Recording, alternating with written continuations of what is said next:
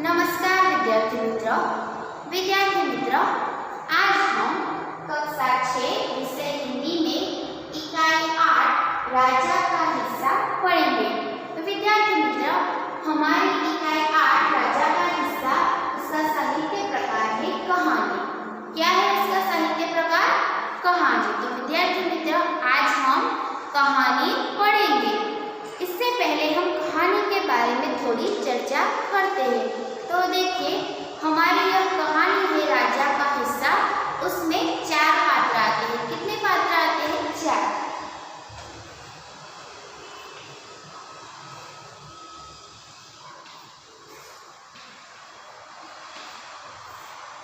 इस कहानी में 4 पात्र आते हैं। सबसे पहले है राजा भोज।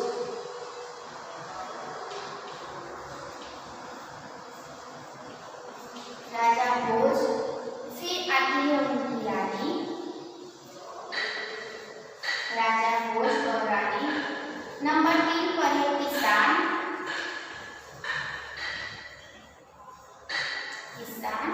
और चौथा है किसान की पत्नी।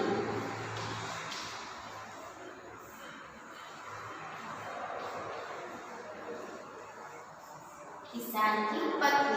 एक बार फिर से देखिए विद्यार्थी मित्रों, इस कहानी में 4 पात्र आते हैं। राजा भोज, रानी, किसान और किसान की पत्नी। तो आज हम यह कहानी पढ़ेंगे। इससे पहले मैं आपको बता देती हूँ कि यह कहानी एक प्रजावत्सल राजा भोज के बारे में है।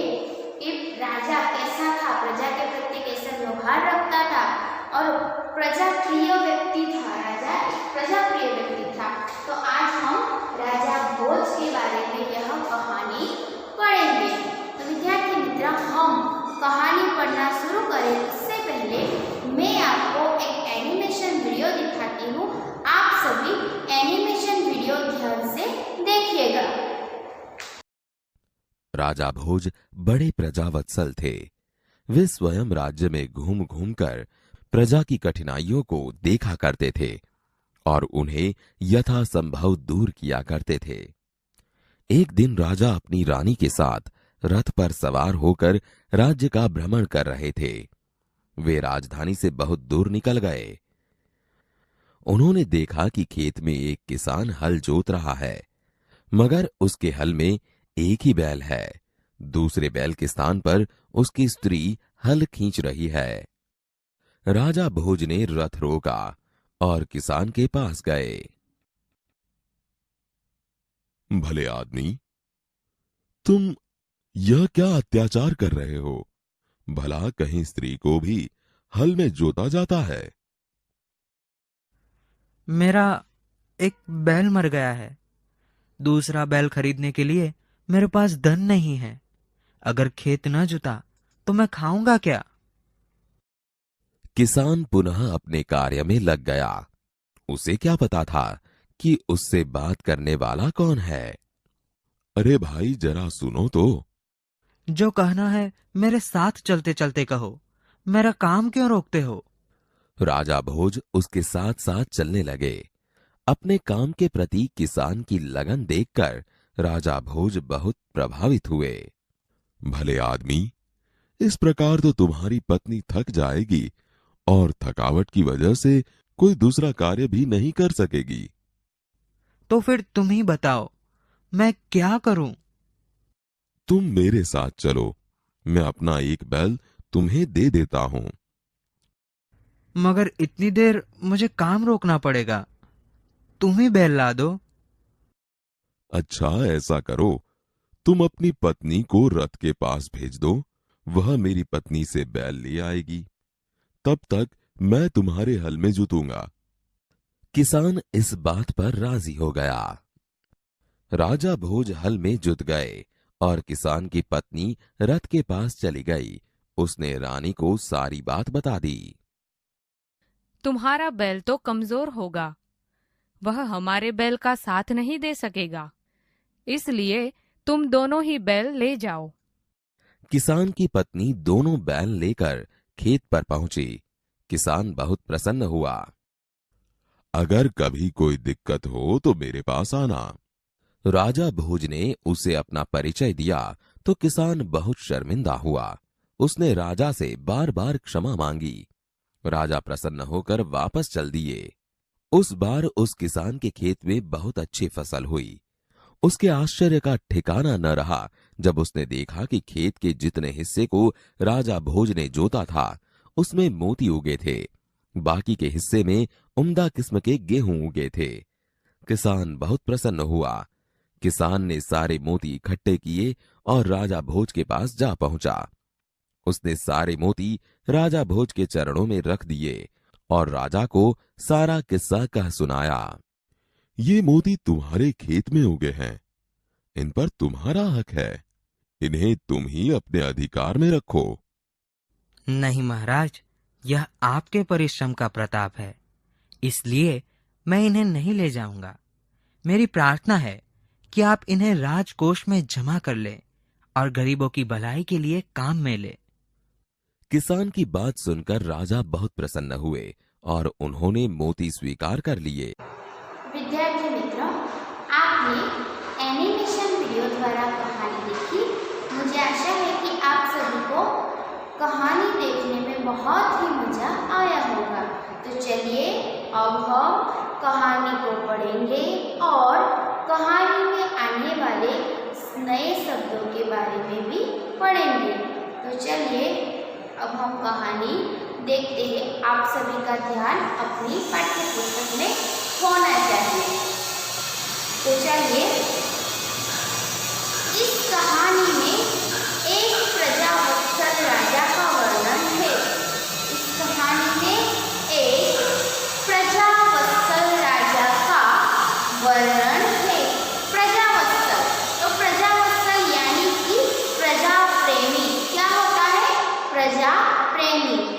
प्रजावत्सल यानी कि प्रजा प्रेमी।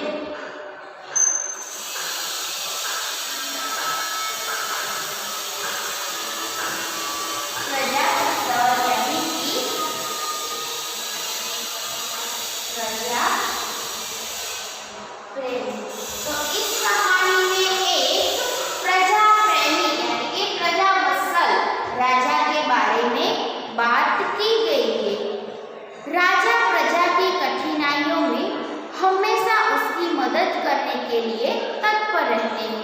तो यहाँ पर हमारी कहानी के जो राजा है वह कैसे है? तो राजा प्रजा प्रेमी है और प्रजा की कठिनाइयों में, कठिनाई यानी कि मुश्किलों में, उनके बुरे समय में दुख दूर करने के लिए हमेशा तैयार ही रहते हैं। एक बार फिर से देखिए, यह कहानी एक प्रजावत्सल यानी कि प्रजा प्रेमी राजा के बारे में है और यह राजा ऐसे है जो अपने राज्य के प्रजा के लिए हमेशा काम करने के लिए तत्पर रहते हैं और प्रजा की मुश्किलियाँ, कठिनाइयाँ दूर करने के लिए सदा तैयार ही रहते हैं। तो आइए अब हम कहानी पढ़ेंगे। राजा भोज बड़े प्रजावत्सल थे। तो यहाँ पर जो राजा के बारे में बात की गई है वो राजा कौन है? तो वह राजा है राजा भोज। कौन है? राजा भोज, धरा नगरी के राजा, धरापुरी के राजा, राजा भोज। तो यहाँ पर राजा भोज के बारे में बात की गई है कि राजा भोज एक बहुत ही प्रजावत्सल यानी कि प्रजा प्रेमी राजा थे। वे स्वयं राज्य में घूम घूम कर प्रजा की कठिनाइयों को देखा करते थे और उन्हें यथासंभव दूर किया करते थे। वे स्वयं, स्वयं यानी कि खुद। क्या होता है स्वयं यानी कि? स्वयं यानी कि खुद। तो राजा भोज स्वयं यानी कि खुद अपने राज्य में भ्रमण करते थे, राज्य में घूमते थे और राज्य के लोगों की, प्रजा की कठिनाइयों को दूर करने के लिए प्रयत्न करते थे यथासंभव।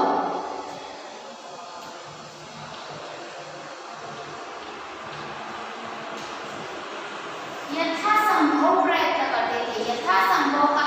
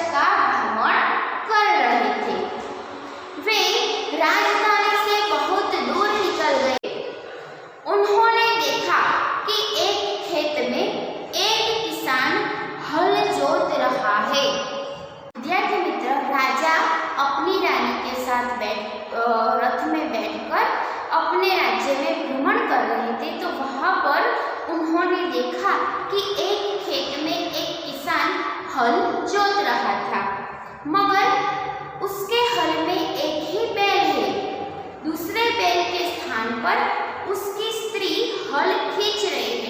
तो हल कैसा होता है विद्यार्थी मित्र, मैं आपको समझाती हूँ। तो हल के आगे दो बैल होते हैं। क्या होते हैं? दो बैल, और वो लकड़ी का होता है और उसके पीछे किसान होता है। तो आगे बैल चलते हैं और हल पकड़ के किसान चलता है और इसके माध्यम से खेत जोता जाता है। तो यहाँ पर एक राजा भोज ने एक किसान को देखा जो अपने खेत में हल जोत रहा था, लेकिन उन्होंने देखा कि उसके हल में तो दो बैल नहीं थे, लेकिन एक ही बैल था और दूसरे बैल की जगह पर उसकी पत्नी, उसकी स्त्री यानी कि उसकी पत्नी, किसान की पत्नी हल खींच रही थी। राजा भोज ने रथ रोका और किसान के पास जाकर कहा। तो ऐसा देखकर तुरंत ही राजा भोज ने वहां पर रथ रुकवा दिया और किसान के पास जाकर किसान से कहा, भले आदमी तुम यहाँ क्या अत्याचार कर रहे हो? भले आदमी तुम यहाँ क्या अत्याचार कर रहे हो? अत्याचार यानी कि जुल्म। क्या होता है अत्याचार यानी कि जुल्म?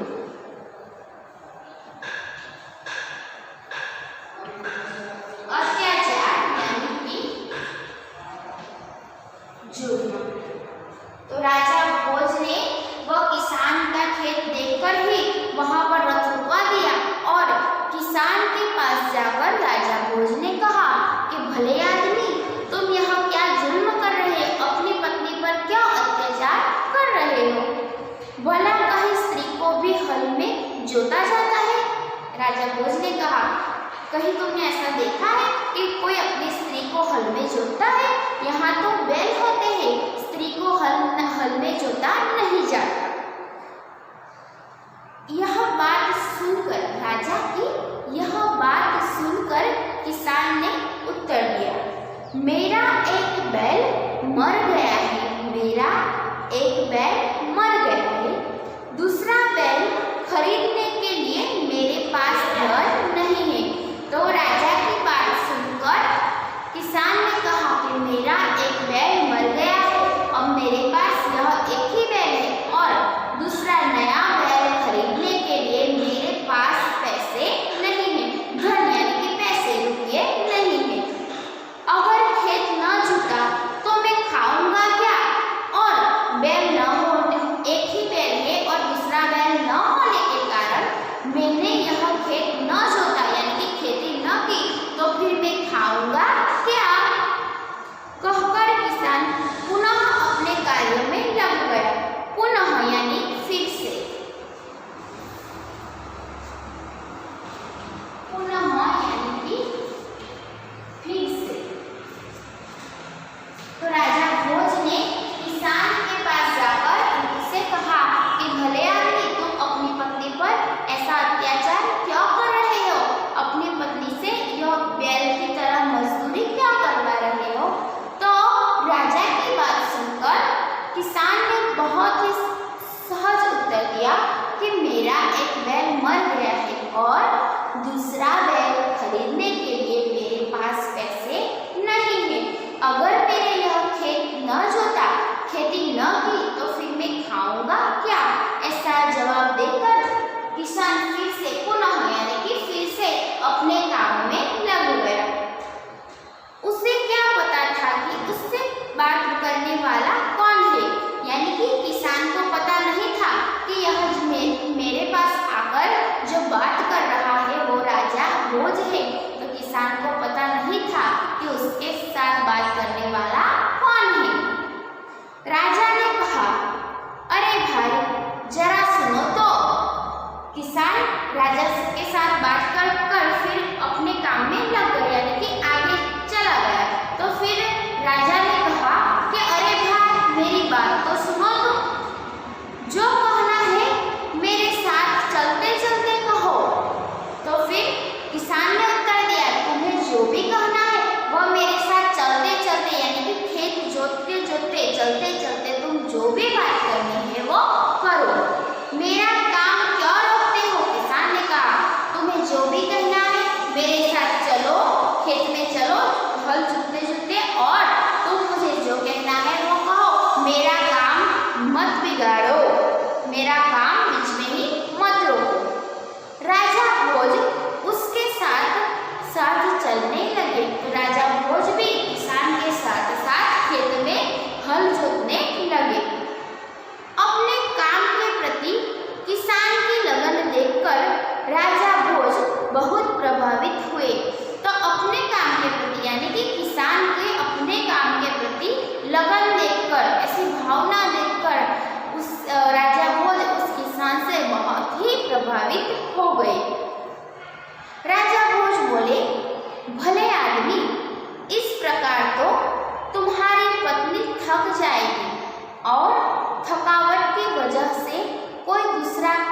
भी नहीं कर सकेंगे।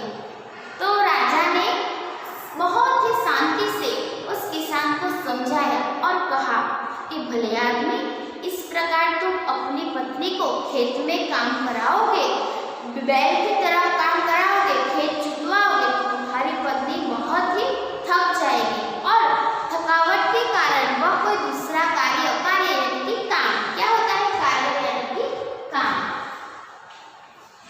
कार्य अर्थात काम, तो तुम्हारी पत्नी थक जाएगी, थकावट यानी कि थकान, थकावट यानी कि थकान। राजा भोज ने किसान को समझाया कि भले आदमी, तुम अपनी पत्नी को इस तरह मजदूरी करवाओगे तो तुम्हारी पत्नी थक जाएगी और थकावट के कारण वह कोई दूसरा कार्य यानी कि काम, तो वह कोई दूसरा काम भी नहीं कर सकेगी।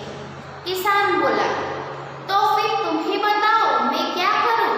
किसान ने जवाब दिया, तो फिर तुम ही बताओ कि मैं क्या करूं, मेरा बैल मर गया है, अपनी पत्नी से काम न करवाओ तो और मैं क्या करूं? राजा ने कहा, तुम मेरे साथ चलो, मैं अपना एक बैल तुम्हें दे देता हूँ, मगर इतनी देर मुझे काम रोकना पड़ेगा, तुम ही बैल ला दो। किसान बोला। तो देखिए यहाँ पर किसान ने कहा राजा से कि मैं अपनी पत्नी से काम न करवाऊं तो और मैं क्या करूं, अब तुम ही बताओ कि मैं क्या करूं। तो राजा ने कहा, तुम मेरे साथ चलो, मैं तुम्हें अपना एक बैल देता हूँ। तो किसान ने जवाब दिया, मैं तुम्हारे साथ आऊंगा तो मुझे अपना काम रोकना पड़ेगा, इससे अच्छा है कि तुम ही मुझे बैल लाकर दे दो। राजा ने आगे कहा, अच्छा ऐसा करो, तुम अपनी पत्नी को मेरे रथ के पास भेज दो, वह मेरी पत्नी से बैल ले आएगी, तब तक मैं तुम्हारे हल में जुतूंगा। राजा ने कहा। तो जब किसान ने ऐसा कहा कि मेरे पास समय नहीं है, मैं तुम्हारे बैल लेने तुम्हारे पास आऊंगा, बैल लेकर वापस आऊंगा, तब तक मेरा बहुत समय नष्ट हो जाएगा, इससे अच्छा है कि तुम मुझे अपना बैल लाके दे दो। तो अब यह बात सुनकर राजा ने कहा, अच्छा ऐसा करो, तुम अपनी पत्नी को रथ के पास भेजो, वहाँ मेरी पत्नी है और मेरी पत्नी तुम्हारी पत्नी को बैल देगी, तब तक मैं तुम्हारी पत्नी के जगह पर बैल बनकर तुम्हारे हल में जुतूंगा। किसान इस बात पर राजी हो गया। राजा भोज हल में जुट गए और किसान की पत्नी रथ के पास चले गए। तो यह बात सुनकर किसान राजी हो गया, यानी कि मान गया कि ठीक है, तुम मेरी पत्नी के स्थान पर बैल बनकर इस हल में जुट जाओ और मेरी पत्नी रथ के पास जाएगी। तो इस बात पर किसान राजी हो गया। राजा भोज किसान की पत्नी के स्थान पर हल में जुट गए और किसान की पत्नी रानी के पास गए। विद्यार्थी मित्र, आपने देखा ना कि राजा